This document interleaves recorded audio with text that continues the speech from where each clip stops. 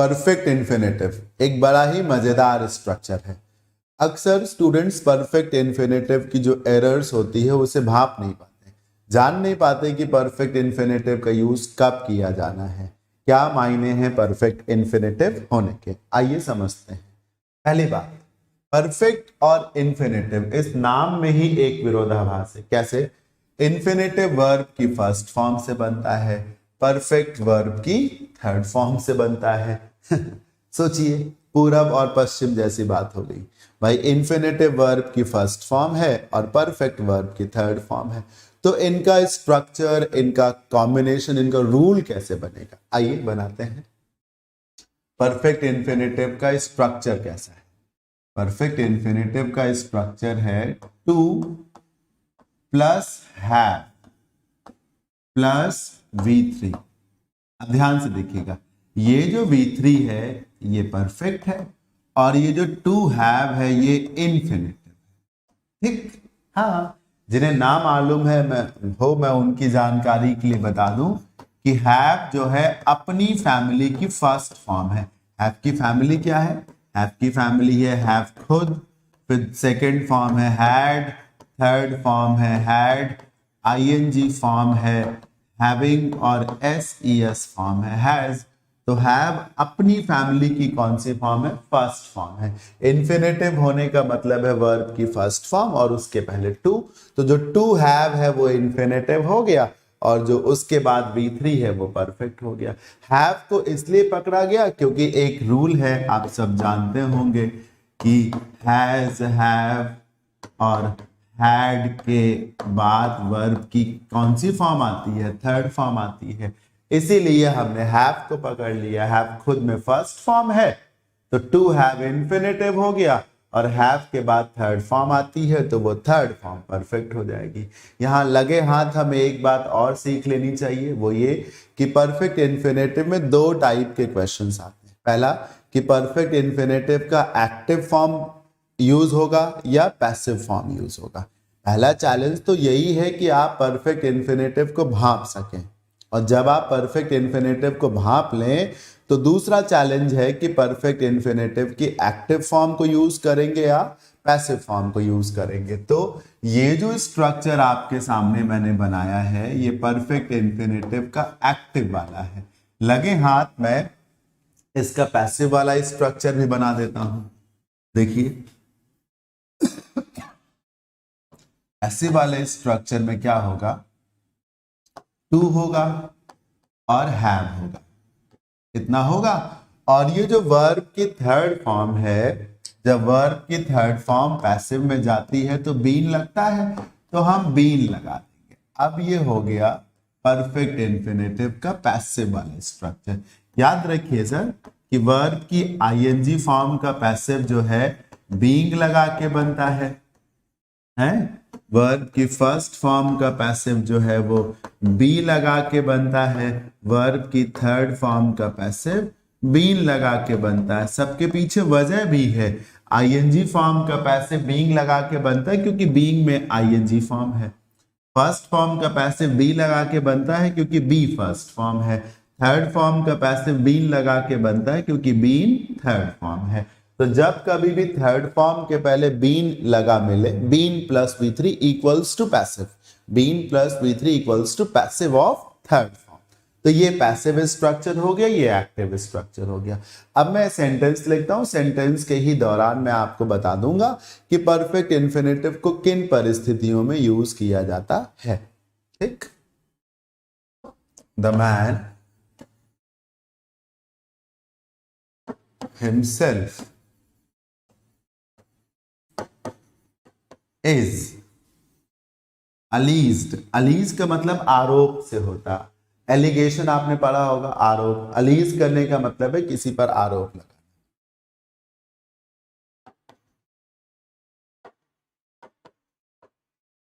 चलिए जोर नहीं देते हैं।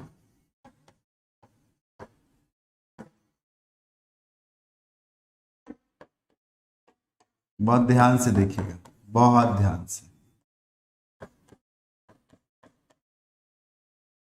थर्ड ऑप्शन भी कहिए तो लिख लेते हैं, हालांकि उसकी कोई जरूरत नहीं। इसे मैं मिटा देता हूं। C option, to have been killed. ध्यान से देखिए, ध्यान से देखिए, to have killed perfect infinitive का एक्टिव लिखा हुआ है और to have been killed perfect infinitive का पैसिव लिखा है। ये नॉर्मल इन्फिनेटिव है, ठीक। नॉर्मल इन्फिनेटिव का मतलब है कि ऐसा काम होना है, और परफेक्ट इन्फिनेटिव का मतलब होगा कि ऐसा काम हो चुका है। आप मुझे बताओ कि परफेक्ट टेंस का प्रयोग आप कब करते हो? जब कोई काम हो चुका हो ना, ठीक, हो चुका हो। मारना है टू किल, और मार चुके हैं तो टू हैव किल्ड। आ गया समझ में? जब आप सेंटेंस के माध्यम से ये दिखाना चाह रहे हो कि काम पूरा हो चुका है, तो फिर वहां पर अगर इन्फिनेटिव यूज करना है तो वो परफेक्ट फॉर्म में होना चाहिए, चाहे परफेक्ट का एक्टिव हो चाहे परफेक्ट का पैसिव हो। समझ रहे हैं ना? क्योंकि अगर काम पूरा हो चुका है तो परफेक्ट आना चाहिए, फिर चाहे परफेक्ट टेंस हो और चाहे परफेक्ट इन्फिनेटिव हो, एक्टिव फॉर्म में या पैसिव फॉर्म में। लिखा है कि उस व्यक्ति पर ही ये आरोप है। अब सोचो, आरोप कब लगता है? जब आप कोई अपराध करने वाले होते हैं, या जब आपने तथाकथित रूप से किसी अपराध को कर लिया होता है। आरोपी तो तभी बनाया जाता है ना सर, है ना? आरोपी तो तभी बनाया जाता है कि जब ये देखा जाए कि फला आदमी ने इस अपराध को अंजाम दिया है, वो ये काम कर चुका है, कर चुका है। तो अगर आप लिखते हैं टू किल तो इसका मीनिंग है कि उसे मारना है। अगर आप टू हैव किल्ड या टू हैव बीन किल्ड लिखते हैं तो मीनिंग है कि मारा जा चुका है। अब आप समझिए, जब आरोप लगाया गया है तो ये साबित हो चुका है कि हत्या तो पत्नी की करी जा चुकी है। बस एक्टिव या पैसिव देखना है। तो परफेक्ट इन्फिनेटिव तो आना ही है, पी आई मतलब परफेक्ट इन्फिनेटिव। एक्टिव में आना है, एक्टिव में इसलिए आना है कि जो यहां पर किल वर्ब यूज होगी, यही किल, इसकी थर्ड फॉर्म यहां भी है वहां भी है। ये एक्टिव की थर्ड फॉर्म, ये पैसिव की थर्ड फॉर्म। तो जो किल वर्ब यूज होगी उसके बाएं हाथ पे जो ये आदमी बैठा है, ये इसका सब्जेक्ट है। हाँ, किल वर्ब का सब्जेक्ट बताओ कौन है? आदमी ना, और किल वर्ब का ऑब्जेक्ट क्या है? उसकी पत्नी। तो सर, जब वर्ब के पहले सब्जेक्ट हो या वर्ब के बाद ऑब्जेक्ट हो तो वर्ब एक्टिव में ही तो होगी। किल का सब्जेक्ट द मैन उसके पहले है तो वर्ब को एक्टिव में रखो। मोटा मोटा सा नियम है सर, अगर वर्ब के पहले सब्जेक्ट है तो वर्ब को एक्टिव में रखिए, अगर वर्ब से पहले ऑब्जेक्ट हो तो वर्ब को पैसिव में रखिए। यहां पर पहले सब्जेक्ट है इसीलिए एक्टिव में रखिए। तो परफेक्ट इन्फिनेटिव का एक्टिव फॉर्म, परफेक्ट इन्फिनेटिव का एक्टिव फॉर्म आएगा, ठीक है ना? इस तरह।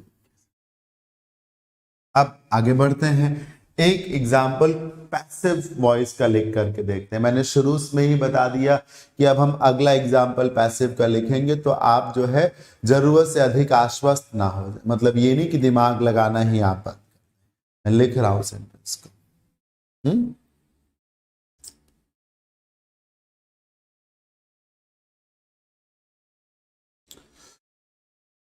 The shop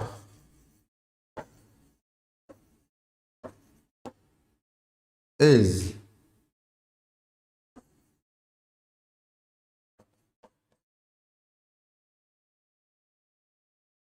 suspected to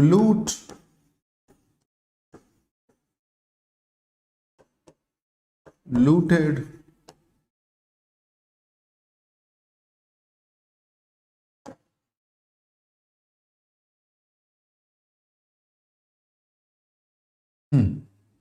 third option भी लिख लेते हैं। देखिए, बहुत ध्यान से देखिएगा।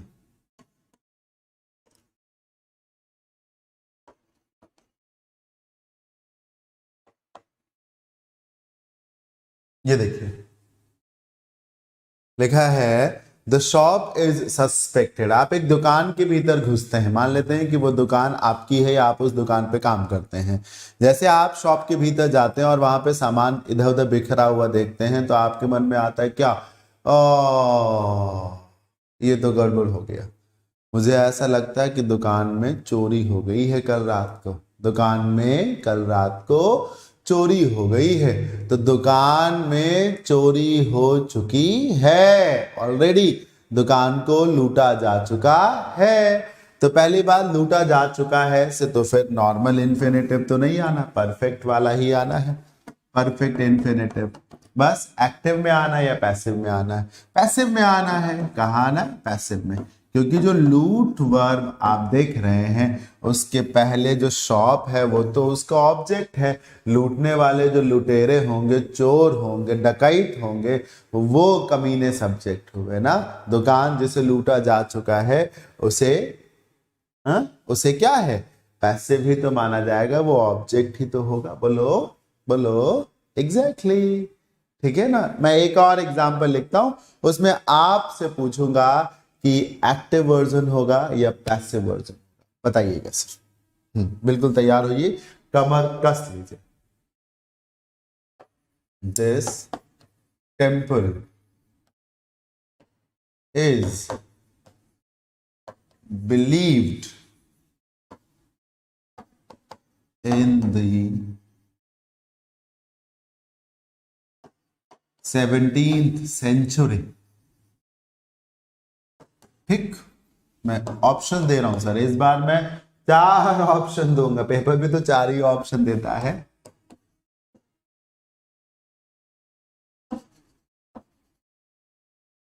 कंस्ट्रक्ट, बहुत ध्यान से देखिएगा, ये इन्फिनेटिव लिखा है एक्टिव फॉर्म में, ये इन्फिनेटिव लिखा है एक्टिव फॉर्म में। हम तुरंत इसी इन्फिनेटिव का पैसिव फॉर्म लिख लेते हैं।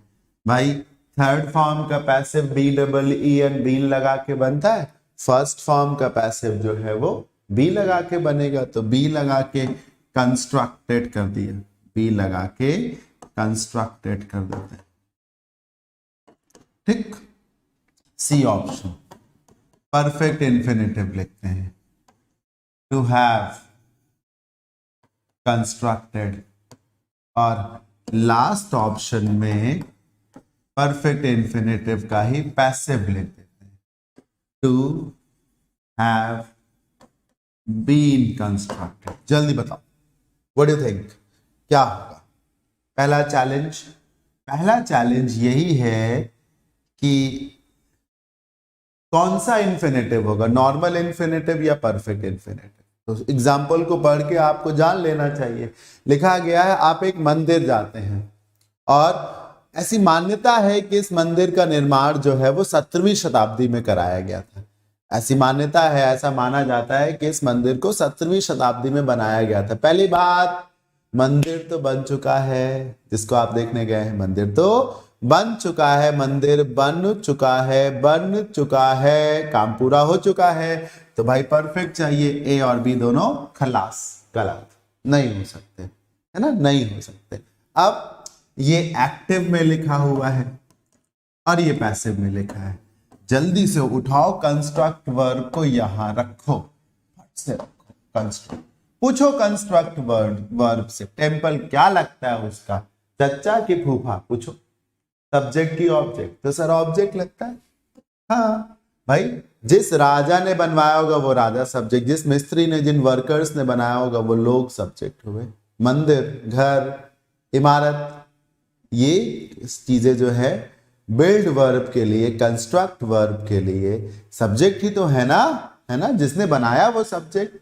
मंदिर को तो बनाया गया है, मंदिर ने नहीं बनाया, मंदिर को बनाया गया है। तो कंस्ट्रक्ट वर्ब के लिए मंदिर क्या है, ऑब्जेक्ट। जब ऑब्जेक्ट है तो जो आपको परफेक्ट इन्फिनेटिव चाहिए वो पैसिव फॉर्म में चाहिए ना बंधुआ, तो टू हैव बीन कंस्ट्रक्टेड होना चाहिए। ध्यान से समझ लीजिए, परफेक्ट इन्फिनेटिव एक ऐसी चीज है जिसको बहुत कम एक्सप्लोर कराया जाता है। अक्सर स्टूडेंट्स जो अपने आप को होशियार समझते हैं, होते भी हैं, मतलब समझने का मतलब ये नहीं कि वो होशियार नहीं होते हैं, होशियार, फिर भी परफेक्ट इन्फिनेटिव में वो लैक करते हैं, उन्हें उतना कॉन्फिडेंस नहीं होता। मैंने इस पूरे कॉन्सेप्ट के माध्यम से, इन कई एग्जांपल्स के माध्यम से आपको ये समझाने का भरसक प्रयास किया है कि परफेक्ट इन्फिनेटिव होने का क्या मतलब है और कब हमें उसका एक्टिव फॉर्म यूज करना चाहिए और कब हमें उसका पैसिव फॉर्म यूज करना चाहिए। कैसा लगा बताइए भाई, आप सभी लोग, इंतजार है आप सबके ज्यादा से ज्यादा कमेंट्स का, बताइए।